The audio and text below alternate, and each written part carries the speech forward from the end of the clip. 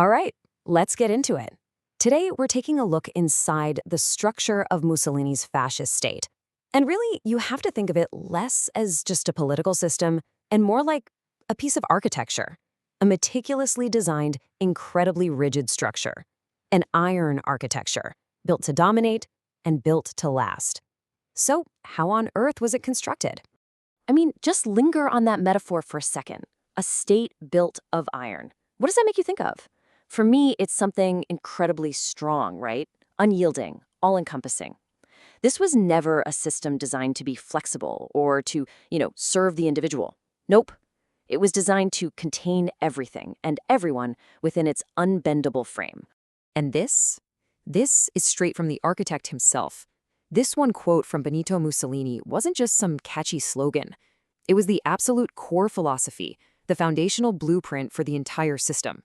You'll see that every law, every single policy, it all traces back to this one powerful idea.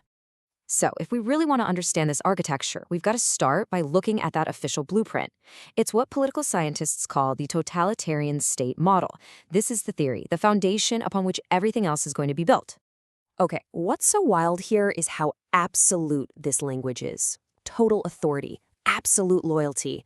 It really drives home a key feature, the complete and utter destruction of the line between your public life as a citizen and your private life as, well, you. In this model, they are exactly the same thing, and the state has total jurisdiction over both.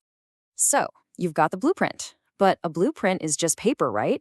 How do you actually build something so immense and make sure it doesn't just crumble? Well, you do it with some seriously strong foundational pillars. And in this case, the pillars holding it all up were the mechanisms of internal control. In the strategy? Honestly, it was brutally straightforward. These weren't just, side effects of the system. They were deliberate, active steps. Step 1, establish a police force that answers only to the state. Step 2, use that force to systematically crush any and all dissent. Simple as that.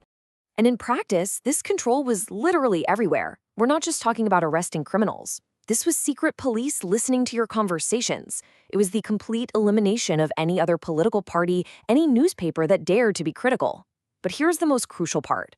All of this together created this pervasive climate of fear, where the absolute safest thing any citizen could do was just stay silent and obey.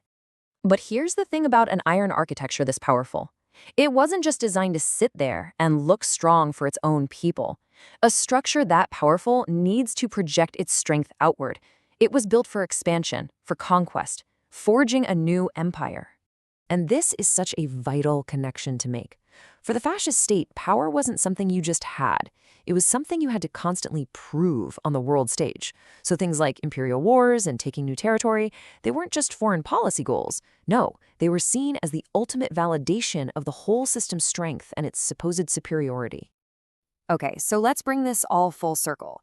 We're going right back to Mussolini's quote, because now that we've seen the blueprint, the pillars holding it up, and the outward ambition, we can finally grasp the true, chilling meaning behind his words.